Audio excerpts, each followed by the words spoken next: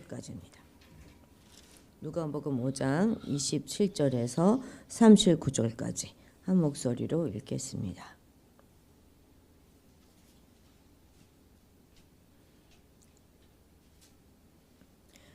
그 후에 예수께서 나가사 레위라 하는 세리가 세관에 앉아 있는 것을 보시고 나를 따르라 하시니 그가 모든 것을 버리고 일어나 따르니라. 레위가 예수를 위하여 자기 집에서 큰 잔치를 하니 세리와 다른 사람이 많이 함께 앉아 있는지라. 바리새인과 그들의 서기관들이 그 제자들을 비방하여 이르되 너희가 어찌하여 세리와 죄인과 함께 먹고 마시느냐. 예수께서 대답하여 이르시되 건강한 자에게는 의사가 쓸데없고 병든 자에게라야 쓸데가 있나니 내가 의인을 부리러 온 것이 아니요 죄인을 불러 회개시키러 왔노라. 그들이 예수께 말하되 요한의 제자는 자주 금식하며 기도하고 바리새인의 제자들도 또한 그리하되 당신의 제자들은 먹고 마시나이다. 예수께서 그들에게 이르시되 혼인집 손님들이 신랑과 함께 있을 때에 너희가 그 손님으로 금식을 하게 할 수 있느냐. 그러나 그날에 이르러 그들이 신랑을 빼앗기리니 그날에는 금식할 것이니라. 또 비유하여 이르시되 새 옷에서 한 조각을 찢어 낡은 옷에 붙이는 자가 없나니 만일 그렇게 하면 새 옷을 찢을 뿐이요 또 새 옷에서 찢은 조각이 낡은 것에 어울리지 아니하리라. 새 포도주를 낡은 가죽 부대에 넣는 자가 없나니 만일 그렇게 하면 새 포도주가 부대를 터뜨려 포도주가 쏟아지고 부대도 못쓰게 되리라. 새 포도주는 새 부대에 넣어야 할 것이니라. 묵은 포도주를 버리고 새 것을 원하는 자가 없나니 이는 묵은 것이 좋다 함이니라. 아멘. 이미 이제 앞에서 베드로와 안드레와 요한과 야고보 이 네 제자를 부르셔서 제자로 삼으신 예수님은 이제 오늘 본문에서 레위라고 하는 세리를 제자로 부르시고 계십니다. 예수님께서 어부들과 세리를 부르신 목적은 모두 동일합니다. 그것은 사람을 취하는 일을 위해서죠. 우리가 사람을 낚는 어부가 되게 하리라 그렇게 우리가 알고 있지 않습니까? 예, 그 목적이죠. 그런데 레위는 어떤 사람입니까? 그는 바로 세리입니다. 27절 28절 읽겠습니다. 그 후에 예수께서 나가사 레위라 하는 세리가 세간에 앉아 있는 것을 보시고 나를 따르라 하시니 그가 모든 것을 버리고 일어나 따르니라. 아멘. 세리는 그 로마가 정한 그 세금을 유대인에게 징수하면서 거기다 이제 추가 금액을 자유롭게 조정하여서 더 받아가지고 돈벌이하며 살았습니다. 동족 유대인들로부터는 이방 로마에 부역하면서 동족의 고열을 빨아먹는 기생축으로 취급받으면서도 부를 얻는 것으로 위안을 삼으며 살아가는 사람들입니다. 그러니까 세리는 부를 얻는 대신에 명예를 포기한 그런 사람들이죠. 대부분의 유대인들은 이 세리를 죄인과 완전히 동일시했습니다. 그런데 이제 세간에 앉아있던 이 레위가 예수님이 부리자 자리를 팍 차고 일어나 바로 예수님을 쫓았습니다. 이제부터 그는 이런 사적인 부를 위해서가 아니라 하나님 나라의 명예를 위하여 사람을 취하는 자가 될 것입니다. 그런데 요 바로 뜻밖의 장면은 레위 집에서 펼쳐지고 있죠. 29절 읽겠습니다. 레위가 예수를 위하여 자기 집에서 큰 잔치를 하니 세리와 다른 사람이 많이 함께 앉아 있는지라. 아멘. 그가 모든 것을 다 버리고 예수를 따르며 가장 먼저 한 일은 자기 집으로 예수를 초청해서 잔치를 배설한 그 일입니다. 동족 유대인들 중에서 적대감 없이 자기를 그렇게 따뜻하게 불러준 이는 아마 이 예수님이 처음이었을 것입니다. 그런데 이처럼 큰 잔치를 마련한 것도 이제 바로 이런 이유에서였겠죠. 그런데 본문은 세리와 다른 사람들이 많이 함께 앉아 있다 이렇게 기록하고 있습니다. 세리와 어울리는 사람이라면 그 사람들도 세리거나 죄인으로 간주되었던 사람이었을 것임이 분명합니다. 그래서 그 다음 절에도 보면 바리새인들과 서기관들이 예수의 제자들에게 어찌하여 너희는 죄인 세리와 죄인들과 함께 먹고 마시느냐 이렇게 질문하고 있지 않습니까? 우리는 이 자리에도 지금 주님이 계셨다 하는 것을 기억해야 합니다. 주님도 세리와 죄인과 한 식탁에서 음식을 나누시고 그들과 교제를 나누셨어요. 유대인들은 이방인들이나 죄인들과 함께 식탁에서 먹고 마시는 것을 금했습니다. 만약 유대인들이 그렇게 한다면 그 유대인들은 죄인들과 동일한 자로 취급받았습니다. 그래서 주님도 바리새인들로부터 죄인과 세리의 친구다 이런 비판을 들으셨던 것이죠. 세리와 죄인들과 식탁을 함께하는 이 장면이야말로 우리 예수님께서 가져오신 그런 하나님 나라의 성격을 잘 보여주고 있는 것입니다. 하나님 나라는 잔치의 축제가 있는 곳, 죄인들이 회개하여 돌아온 곳이고 또 신분과 혈통이 아니라 믿음이 중요한 나라가 바로 하나님 나라입니다. 오늘도 주님은 세상이 가망 없다고 내쳐버린 그런 이들을 두 팔 벌리고 초청하십니다. 또 그리스도의 몸인 교회를 세상으로 보내서 그들을 환영하고 잔치를 벌이라 이렇게 말씀하시죠. 그런데 오늘날 성도들 가운데는 자기와 취향과 수준이 같은 사람들하고만 교제하려고 하는 사람들도 있습니다. 또한 부자들이 많고 또 권세 있는 자들이 많은 그런 교회만 선호하고 그런 교회를 다니려고 하는 사람들도 있죠. 자기보다 경제적으로 사회적으로 수준이 좀 낮은 성도들을 속으로 꺼려하면서 그냥 형식적으로만 친근한 척하는 그런 이들도 있습니다. 먼저 다니던 그런 교회에서 몸이 불편하신 날 때부터 불편하신 분이 계셨어요. 이렇게 이제 그 우리 식사를 하던 곳에 이렇게 모여서 교제하고 있었는데 그분이 와서 다가와 앉으려고 하니까 얼른 가방을 탁 그쪽에 놓으면서 여기 자리 있어요. 이렇게 말씀하셨던 그런 집사님이 생각이 나요. 교회에 자리가 어디 누가 정해준 자리가 뭐가 있겠습니까? 그죠? 이처럼 성도들을 구별하고 차별하는 일은 하나님이 결코 기뻐하시는 일이 아니다 하는 사실을 우리는 꼭 기억해야 하겠습니다. 그런데 만약 우리가 자기와 같은 수준, 자기와 같은 계층의 사람들하고만 우리가 사귄다면 그것은 우리가 바로 바리새인들과 다를 바 없는 그런 사람들인 것이죠. 성도라면 다면 어떠한 성도라 할지라도 다 한 성령 안에서 세례받은 한 형제요 한 지체로 여겨야 할 것입니다. 또한 그래서 요한사도는 예수께서 그리스도이심을 믿는 자마다 하나님께로 난 자이고 또한 내신 이를 사랑하는 자마다 다 그에게서 난 자를 사랑하느니라 이렇게 말씀하였습니다. 이웃을 차별하여 사귀는 그런 일들은 불신자들이나 행하는 일입니다.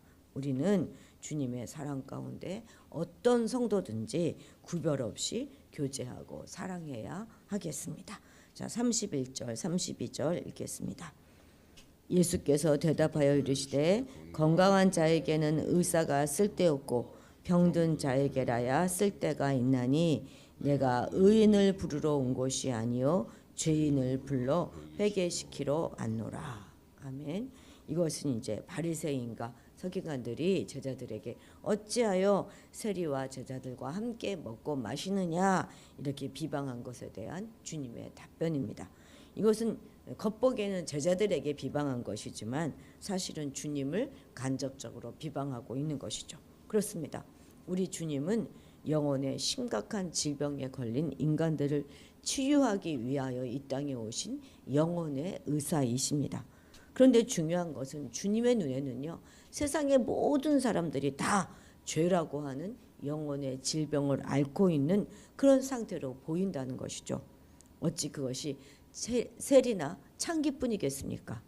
유대인들은 외형적으로 보기에는 율법을 잘 지키고 죄를 짓지 않는 사람인 것처럼 보일진 몰라도 사실은 창기나 이 세리보다 더 심각한 죄인일 수도 있습니다. 왜 그렇습니까? 하나님의 율법을 자기 이익을 위해서 제 마음대로 막 해석하고 백성들로부터 돈을 뜯어내기 위해서 불의한 종교 규례들을 만들었지 않습니까? 그리고 회개하고는 전혀 상관없는 삶을 살았습니다. 자신들을 스스로 의로운 사람이다 이렇게 여기고 자신들을 막 자랑했어요. 이들 바리새인들은 이 창기나 이런 세리보다 더 중증 환자처럼 보이는 이유는 무엇이냐면 이들은 자신들이 그런 병을 앓고 있다는 그 사실조차도 부인함으로 치유의 가능성 자체를 봉쇄한 자들이기 때문에 그렇습니다. 뭐 알코올 중독자인 경우도 스스로 내가 알코올 중독자다 하는 것을 인정할 때 비로소 치료가 시작되는 것이 아니겠습니까? 그래서 우리들도 우리가 영혼의 심각한 질병을 앓고 있다 하는 사실을 인정하는 것, 그것이 중요한 것입니다.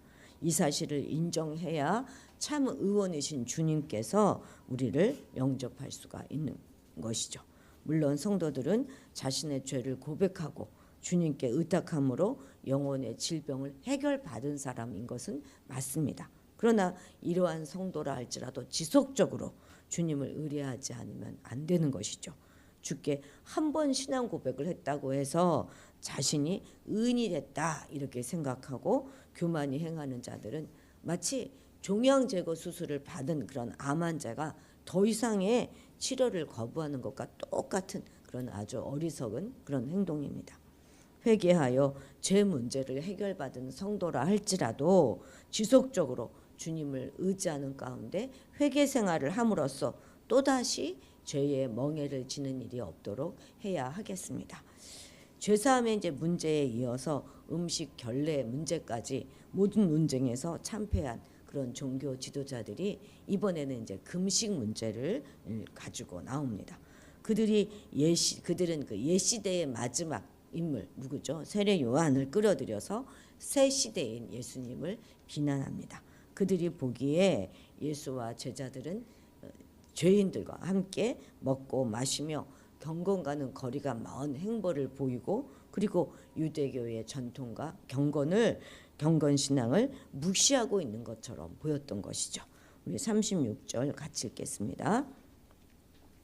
또 비유하여 이르시되 새 옷에서 한 조각을 찢어 낡은 옷에 붙이는 자가 없나니 만일 그렇게 하면 새 옷을 찢을 뿐이요 또 새 옷에서 찢은 조각이 낡은 것에 어울리지 아니하리라. 아멘. 이건 좀 우리가 알고 있는 그런 비유하고 살짝 다르지 않습니까?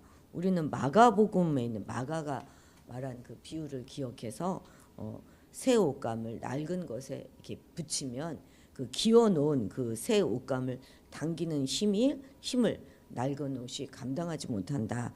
이렇게 이제 생각하고 있는데 그것은 이제 마가가 강조한 그런 내용이라면 누가는 지금 무엇을 얘기하고 있습니까? 낡은 옷과 새 옷의 부조화를 통해서 둘 다 공존할 수 없음을 강조하죠. 그러니까 낡은 옷을 수선하기 위해서 새 옷을 찢어서 조각 내서 낡은 옷에 붙이는 사람이 없다 이렇게 말하고 있는 것이죠. 그래서 만일 그렇게 하면 새 옷도 망치는 것이 되고 낡은 옷에도 전혀 어울리지 않는다 하는 말을 하고 있는 것입니다.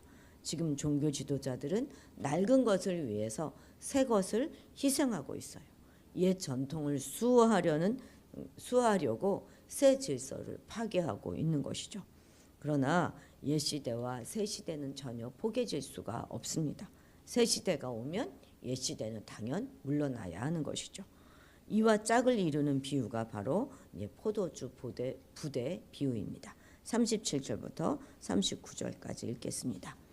새 포도주를 낡은 가죽 부대에 넣는 자가 없나니 만일 그렇게 하면 새 포도주가 부대를 터뜨려 포도주가 쏟아지고 부대도 못쓰게 되리라. 새 포도주는 새 부대에 넣어야 할 것이니라. 묵은 포도주를 마시고 새 것을 원하는 자가 없나니 이는 묵은 것이 좋다 함이니라. 오랜 세월 포도주의 발효력을 견디다가 탄성을 잃은 낡은 포도주 부대가 있다고 새로 담근 포도주를 거기다가 담는 농부는 없다는 거예요. 왜냐하면 이제 그 낡은 부대는 더 이상 그런 이제 새 포도주의 발효력을 감당할 수 없기 때문이죠. 만일 거기에 새 포도주를 담는다면 포도주와 이 부대 모두 다 버리게 됩니다. 그래서 새 포도주는 반드시 새 부대에 담아야 하는 것이죠. 그래야지만 둘 다 제대로 보존할 수가 있습니다. 이것은 지금 무엇을 비유하고 있는 것입니까? 이것은 옛것과 새것의 부조화와 새것의 것을 견딜 수 없는 옛것의 한계를 지금 강조하고 있는 것입니다. 그러니까 낡아 빠진 성전 유대교는 예수가 가셔온 새 시대 하나님 나라를 더 이상 담아낼 수가 없는 것이죠. 바리새인과 서기관은 옛 시대에 속한 사람들이지만 지금 예수와 잔치에 참여하고 있는 그들은 새 시대를 지금 맛보고 있는 것입니다.